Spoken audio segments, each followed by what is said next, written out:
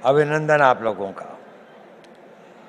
भारत के श्रम, रोजगार, युवा कार्यक्रम एवं खेल मंत्री डॉक्टर मांडविया जी,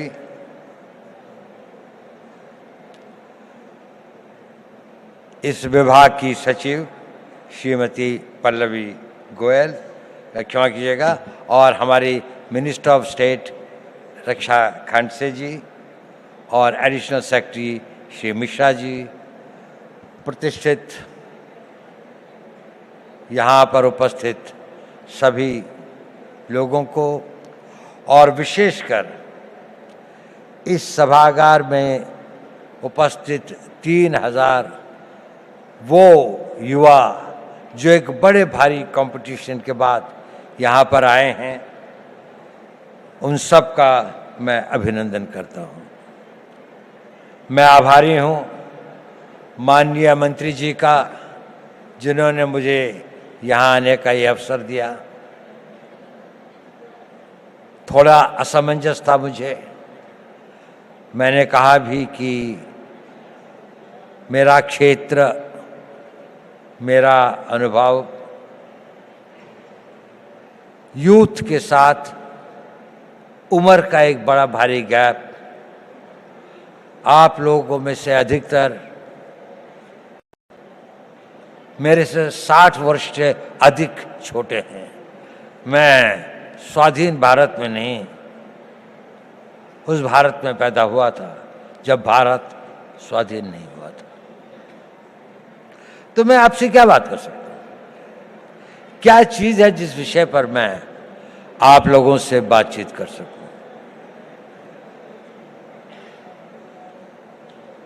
जब मेरा यौवन था तो उसको मैं भूल चुका, बहुत समय हो गया, और जो आपका युवा काल है उसके अंदर इतना परिवर्तन आ चुका है कि मुझे कई चीजों का ज्ञान भी नहीं है।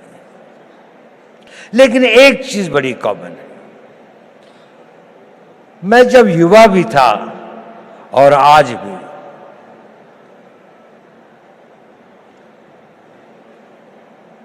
एक चीज का मैंने देखा, वो हमेशा आपके साथ चलती है, आपको पता हो या न हो, कॉन्शियस हो या न हो, चीज बहुत छोटी है, लेकिन वो आपके जीवन की लोकाई को डिटरमिन करती है, उसकी गति और उसका क्या अंत में वो कहाँ पहुंचेगी इसका निर्णय करती है। वो होती है आपके निर्णय लेने की क्षमता। आप सभी निर्णय लेते हैं। युवा को अपने रोजमर्रा की जिंदगी में छोटे निर्णय और बड़े निर्णय करने पड़ते हैं, और जैसे जैसे आप बढ़ते जाएंगे, छोटी सी बात से और बड़े बड़े निर्णय आप लोगों को ही लेने पड़ेंगे। भारत तो विकसित होगा ही। भारत जिस गति और जिस रफ्तार पर प्रधानमंत्री मोदी जी इसको ले आए हैं, यह एक ऑटो मोड में भी चलेगा और विकसित हो जाएगा। लेकिन प्रश्न यह है कि इस विकसित भारत का नेतृत्व कौन करेगा, वो कितने सक्षम होंगे। और नेता की सबसे बड़ी शक्ति जो होती है, सबसे बड़ा हुनर, सबसे बड़ी योग्यता वो होती है कि वो सही निर्णय लेता है, समय पर निर्णय लेता है, और अपनी पूरी आस्था और उसके साथ उन निर्णयों पर कार्यान्वित करता है। तो अगर आपको भारत के विकसित भारत का नेता बनना है, किसी भी क्षेत्र में हो, साइंस में हो, टेक्नोलॉजी में हो, सिक्योरिटी के क्षेत्र में हो, आपको निर्णय लेने पड़ेंगे, और यह निर्णय लेने की क्षमता आप भी से विकसित करनी पड़ेगी। आप लोगों ने बहुत कुछ पढ़ा है, आप भारत के जागृत युवक हैं, निर्णय कैसे लें, बहुत सारे मोटिवेशनल स्पीकर्स बताते हैं। मैं उस बारे में ज़्यादा नहीं कहना चाहता।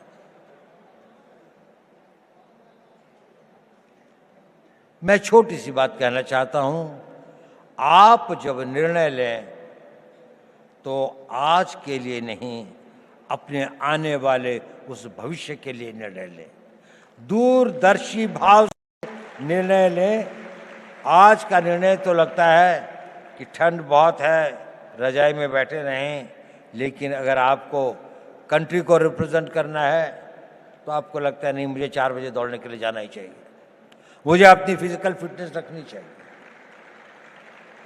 अभी 1 जनवरी को कई लोगों ने बहुत सारे निर्णय लिए होंगे। कल से पक्का सोशल मीडिया नहीं देखूंगा, टाइम खराब नहीं करूंगा, जिम में रोज जाऊंगा। कुछ करते हैं, कुछ नहीं करते। सही निर्णय लेना बहुत जरूरी है, बहुत आवश्यक है। अपने निर्णयों को दूरअंदेशी से करें। हर निर्णय को लेने के साथ ये सोचें कि इस निर्णय के बाद मेरा अगला निर्णय क्या होगा, अगला कदम क्या होगा। एक कदम उठाने से पहले अगले 2 कदम की सोचें। जीवन के अंदर में ड्रीम्स से जीवन नहीं बनते, पर ड्रीम्स उनको एक दिशा देते हैं, आवश्यक है। उन ड्रीम्स को डिसीजंस में बदलना पड़ता है और उन डिसीजंस को लाइफ की रियलिटीज में बनना पड़ता है। कुछ लोग जो इसे कर पाते हैं वो सक्सेसफुल हो जाते हैं, उन्हें सफलता प्राप्त होती है। बाकी लोग ड्रीम्स के से और डिसीजन तक के कुछ वाक हो जाते हैं, कुछ डिसीजन से इम्प्लीमेंटेशन तक में भटक जाते हैं, तो गंतव्य तक नहीं पहुंचते। आप सब लोगों में असीम संभावनाएं हैं। आप में यौवन की ऊर्जा है, आप में बड़े बड़े सपने हैं, आप में वो शक्ति है, आप में वो प्रवाह है जो ये कहता है कि मैं समुद्र को पी जाऊंगा, मैं दुनिया को बदल डालूंगा। उस तरह की शक्तियों को लेकर आप आए हैं और आप बहुत भाग्यवान हैं कि आप उस भारत में पैदा हुए, एक स्वतंत्र भारत में। ये स्वतंत्र भारत हमेशा ऐसा नहीं था जितना स्वतंत्र आपको दिखाई देता है। सदियों तक हमारे पूर्वजों ने इसके लिए बहुत कुर्बानियां सही, बहुत अपमान सहे, बहुत असहायता के दौर से गुजरे। कई लोगों को फांसी चढ़नी पड़ी। भगत सिंह को फांसी के फंदे को स्वीकार करना पड़ा, सुभाष बोस को जीवन भर संघर्ष करना पड़ा, महात्मा गांधी को सत्याग्रह करना पड़ा और अनगिनत लोगों को अपनी जानें देनी पड़ी। ये संघर्ष चलता रहा। हमारे गांव जले, हमारी सिविलाइजेशन को समाप्त किया गया, हमारे मंदिरों को लूटा गया और हम एक मूक दर्शक की तरह असहाय होकर इसको देखते रहे। ये इतिहास हमें एक चुनौती देता है कि ये उस भारत का आज हर युवक के अंदर वो आग होनी चाहिए कि मैं, प्रतिशोध शब्द अच्छा तो नहीं है, लेकिन प्रतिशोध भी अपने में एक बड़ी भारी शक्ति होती है। हमें अपने इतिहास का प्रतिशोध लेना है। हमने इस देश को फिर वहाँ पहुँचाना है जहाँ पर हम अपने हक, अपने विचार और अपनी आस्थाओं के आधार पर एक महान भारत का निर्माण कर सकें। हमारी एक बड़ी विकसित सभ्यता थी। हमने किसी के मंदिर नहीं तोड़े, हमने कहीं जाकर लूटा नहीं, हमने किसी बाहर के लोगों के ऊपर आक्रमण नहीं किया, जबकि सारी दुनिया बहुत पिछड़ी थी। परंतु क्योंकि हम अपनी सुरक्षा और हम अपने आप को समझ नहीं पाए कि हम को क्या खतरे हैं, हम उनके प्रति उदासीन रहे, तो हमें इतिहास ने एक सबक सिखाया। क्या हमने वह सबक सीखा? क्या उस सबक को हम याद रखेंगे?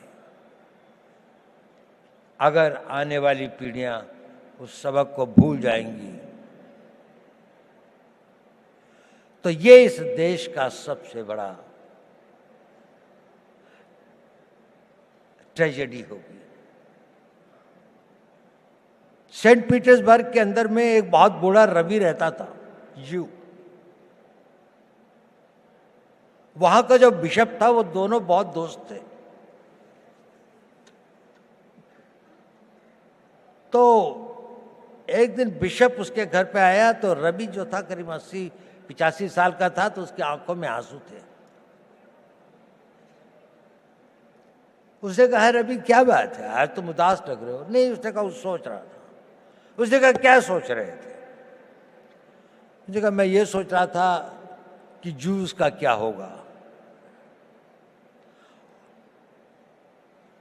उसने कहा देखो पिछले 2000 सालों से तुम संघर्ष कर रहे हो, 2000 सालों से यात्राएं सह रहे हो, 2000 सालों से तुम्हारे ऊपर इतनी अधिक वो हुई, प्रोग्राम थे दुनिया में, क्या तुम्हें इस बात का रोना आ रहा है? उसने कहा नहीं, मुझे इस बात का रोना नहीं आ रहा। मेरे विचार में यह ख्याल आया कि इन हजारों सालों तक संघर्ष की जिस परंपरा से, जिस आग को जिंदा रखा है, कहीं आने वाली पीढ़ियां इसको भूल तो नहीं जाएंगी, और भूल तो नहीं जाएंगे कि हमें अपने आप को फिर से शक्तिशाली बनाना है, अपनी रक्षा करनी है। ये भाव था, ये बड़ा पावरफुल सेंटिमेंट है, और हमें अपने उस सेंटिमेंट से ही प्रेरित होना चाहिए। कई सारी ऐसी बातें होती हैं हमारे ऊपर, कई सारे इस तरह के आघात होते हैं जिससे हमें लगता है कि अगर हमारे साथ में अन्याय हुआ है, अगर हमारे साथ दुर्व्यवहार हुआ है, हमारे गांव जलाए गए, हमारी मातृशक्ति का अपमानित किया गया, तो इसका हम भी आर्थिक रूप से, रक्षात्मक रूप से, टेक्नोलॉजी के रूप से, हर क्षेत्र में हमें आगे बढ़ना है। तो मैंने ये बताया कि आवश्यक है कि आप जीवन में सही निर्णय लें और निर्णय लेने की शक्ति बढ़ाएं। मैं उस पर ज़्यादा नहीं बोलूँगा क्योंकि आप लोग काफ़ी जागरूक हैं। मैं एक दूसरी बात पे कुछ कहना चाहता हूँ। प्रश्न इस बात का, यह जरूरी है कि आप सही निर्णय लें, लेकिन सही निर्णय लेने के बाद भी वो निर्णय पर आदमी चल नहीं पाता। It is important that you take right decisions, but it is more important that you make your decisions right. आपने अगर निर्णय लिया तो आप उसे सही बनाइए, और डिसीजंस राइट बनाने में ही कठिनाई होती है, वहीं पर संघर्ष करना पड़ता है। इस अपने डिसीजंस को जो आप लेते हैं उनको राइट करने के लिए आपको खटना पड़ता है, साधना करनी पड़ती है, मिटना पड़ता है, जल तिल तिल भर के जलना पड़ता है, और लंबे समय तक चलना पड़ता है। एक दिन में सपने पूरे नहीं होते, एक किसी काम को करने से मंजिल नहीं मिलती। ये छोटे छोटे कई काम होते हैं जो आपको करने हैं। देखिए, मोटिवेशन टेम्पररी होता है, जरूरी है, लेकिन मोटिवेशन कुछ क्षण, कुछ घंटे, कुछ दिन आपके साथ रहता है। आपका डिसिप्लिन इंड्योरिंग होता है, वो आपके साथ रहता है। उस मोटिवेशन को परिवर्तित करना पड़ता है, अपनी लाइफस्टाइल में परिवर्तित करके उसको डिसिप्लिन में लाने में। जब आपके जीवन का वो भाग हो जाता है तो कुछ दिनों में वो आपका आदत हो जाती है और फिर वो परमानेंट हो जाता है। आप सोचते हैं कि मुझे सवेरे 3:30 बजे या 4 बजे उठना चाहिए। पहली बार शायद आप किसी बात से मोटिवेट हुए होंगे कि किसी ने कहा होगा कि आप अगर सवेरे उठते हैं, आप अगर अपना फिजिकल फिटनेस ठीक रखते हैं, आप योगा करते हैं, समय लगता है उसके लिए। आप 9 बजे उठ के नहीं कर सकते। आप पढ़ाई कर सकते हैं तो 3 दिन तो आपने किया, चौथे दिन आप भूल गए। लेकिन अगर आप में डिसिप्लिन आ जाता है तो फिर ये हो जाए, और अगर वो आपका नेचर बन जाता है तो फिर जीवन भर आप ये करते रहते। तो अपना मोटिवेशंस को अपने डिसिप्लिन में परिवर्तित करें, ये एक इंपॉर्टेंट टिप है। ये भी बहुत जरूरी है कि जब आप निर्णय लें तो इसमें जो काम करना होता है उसको पोस्टपोन करने की आदत मत डालें। अगर कोई काम करना है तो वो अभी करना है, आज ही करना है। मैं इसको आधे घंटे के लिए नहीं पोस्टपोन करूंगा। अगर आपने उसको पोस्टपोन किया तो ये भी हैबिट फॉर्मिंग होता है, यह आपकी आदत बन जाएगी और आप जीवन में अच्छे कामों को करने की इच्छा तो होगी, लेकिन आप उसे पोस्टपोन करते जाएंगे। पोस्टपोन मत करिए। दूसरी बात, कभी कभी किसी कारणों से व्यवधान हो भी जाए तो don't quit. Tenacity is a very important power. आपकी लगन, उस लगन के साथ में लगे रहें, क्विट मत करें, सरेंडर मत करें। कष्ट आएगा, रुकावटें आएंगी, तकलीफें आएंगी, ठहरना होगा तो ठहरेंगे, लेकिन ना अपनी मंजिल छोड़ेंगे, ना अपना रास्ता बदलेंगे। आगे बढ़ेंगे तो पूरे जोश के साथ बढ़ेंगे। और एक बहुत बड़ी बात है कि अपने ऊपर विश्वास मत छोड़ें। स्वामी विवेकानंद जी ने कहा था, पुराना धर्म कहता है नास्तिक वो है जो ईश्वर पर विश्वास नहीं करता। नया धर्म कहता है नास्तिक वो है जो स्वयं पर विश्वास नहीं करता। यदि आप को ईश्वर पर विश्वास है तो अपने पर विश्वास करना सीखिए। आप इसको कर सकते हैं। ये शक्ति आप में अपने आप आ जाएगी अगर आप अपने आप को ये करेंगे। मैं आपसे ये सब क्यों कह रहा हूं? इसलिए कि आप भविष्य के नेता हैं। अगर आप भविष्य के नेता हैं तो आपको डिसीजन लेने पड़ेंगे। अगर आपको डिसीजन लेने पड़ेंगे तो आपको उन डिसीजंस को कामयाब बनाने के लिए पूर्ण आस्था, पूरी कमिटमेंट, पूरी मेहनत, पूरी लगन के साथ समर्पित होना पड़ेगा। लेकिन इसका एक और कारण भी है जो मैं ये बात आपसे कह रहा हूं। ये बात सही है कि नहीं, मैं नहीं कह सकता, लेकिन ये मेरे 81 साल के जीवन का अनुभव है। और आप लोगों को गुमराह करने से बड़ा पाप मैं कोई नहीं कर सकता। मैं आपसे एक बात कहना चाहता हूं, ये मेरे अनुभव के आधार पर भी है, और मेरा अनुभव मेरे अपने जीवन का नहीं, और हजारों लोगों के साथ जो मेरे जीवन का अनुभव रहा उस पर भी।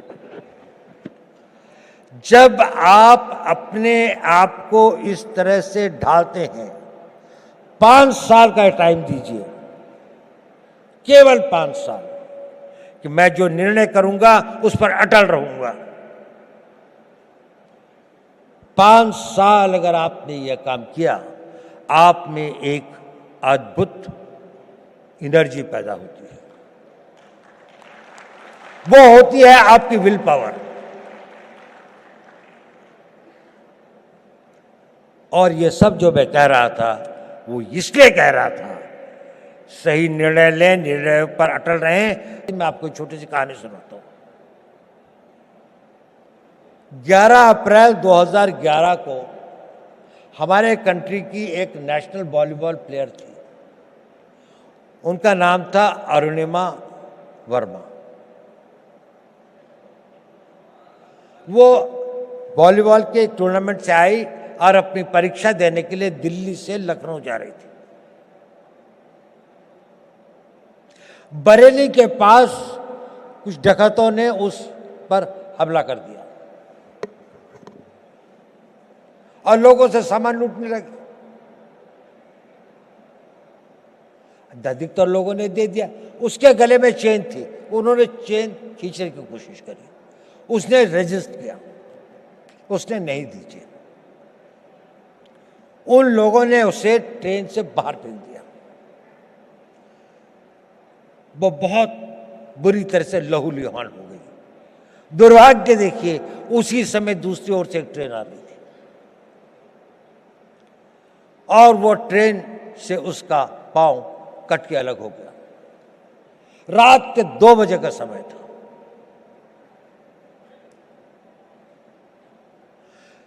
उस पटरी के ऊपर कई बड़े बड़े चूहे थे। वो उसके मांस को खाने लगे। वो वेदना में कराह रही थी पर कोई नहीं था। उस सुनसाने में, उस वीराने में कोई नहीं था। वो लहूलुहान, उसका बहुत खून बह चुका था। सवेरे लोग वहां पहुंचे तो उसको उठाया, ले गए। नेशनल प्लेयर थी, दिल्ली लाए। All India institute of medical sciences में उसका उपचार हुआ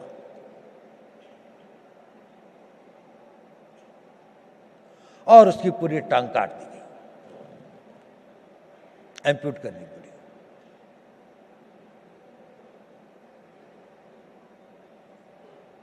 वो बिल्कुल एक विकलांग होकर अपने घर में पड़ी थी। लेकिन उसने ये इरादा किया कि नहीं, मैं विकलांग नहीं, मैं माउंट एवरेस्ट पे चढ़ूंगी।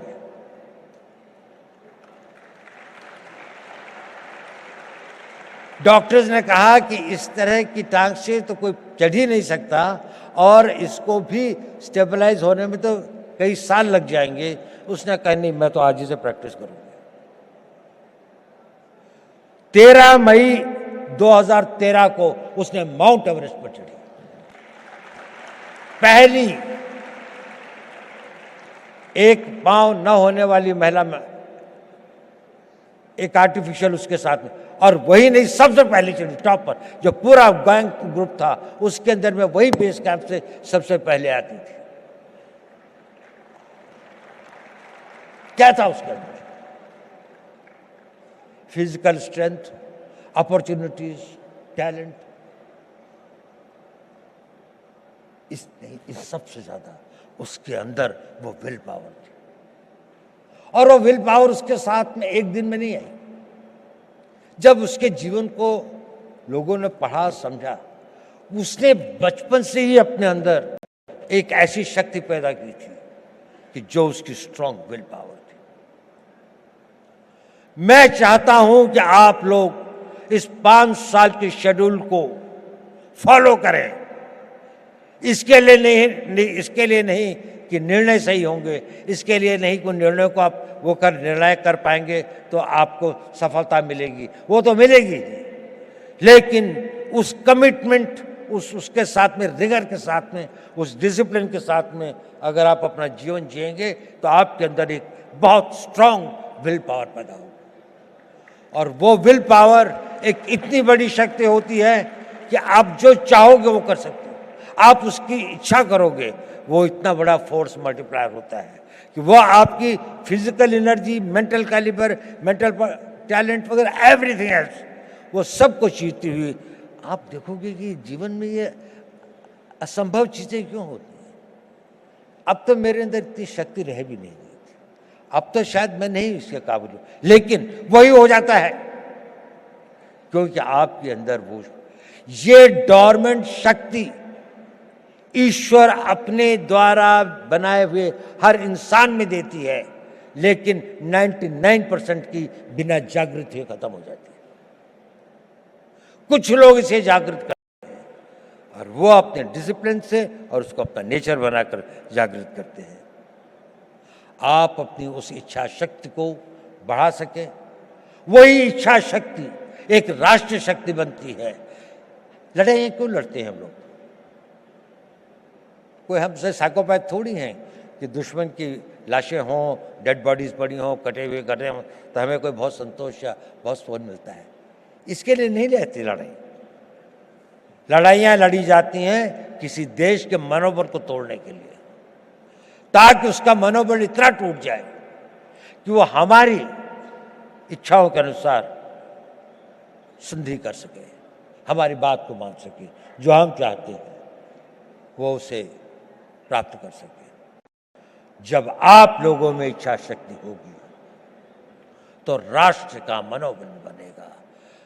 The will of the nation जिसे कहते हैं कि जिसके लिए लड़ाइयाँ लड़ी जाती हैं। आज भी आप देख लें, जितनी भी लड़ाइयाँ हो रही हैं, जितने भी संघर्ष हो रहे हैं, कोई ना कोई कंट्री अपनी बात को दूसरी के ऊपर में थोपना चाहता है, उसके लिए वो शक्ति का प्रयोग कर रहे हैं।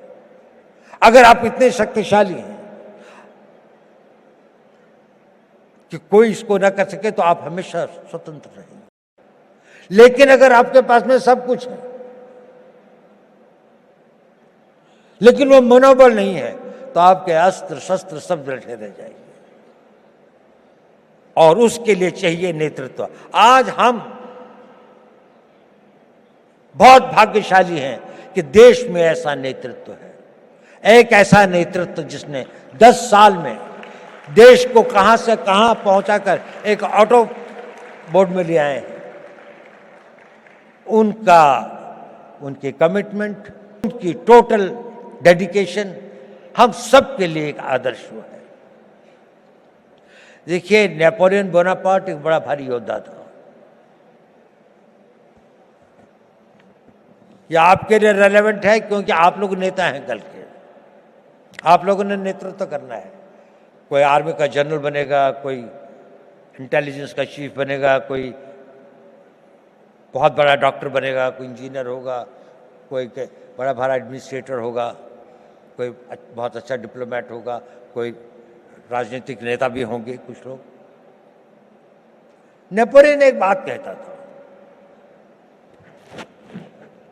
I am not afraid of 1,000 lions led by a sheep, but I am afraid of 1,000 sheep led by a lion. अगर हम 3,000 लॉयन पैदा कर दें, नेपोलियन कहता था मुझे 1,000 शेरों की फौज से डर नहीं लगता अगर उसका नेतृत्व एक भेड़ का बच्चा कर रहा हो। लेकिन अगर भेड़ों की फौज होगी पर अगर भेड़ों की फौज का भी नेतृत्व करने वाला एक शेर होगा तो मुझे उससे बहुत डर लगता है। क्या इस भारत मंडपम में बैठे 3,000 शेर पैदा कर सकते हैं? 3,000 वो लोग कर सकते हैं। अगर आप नेतृत्व करेंगे तो देश पीछे चलेगा। जहां आप ले जाएंगे देश वही जाएगा। आज देश कहां जा रहा है?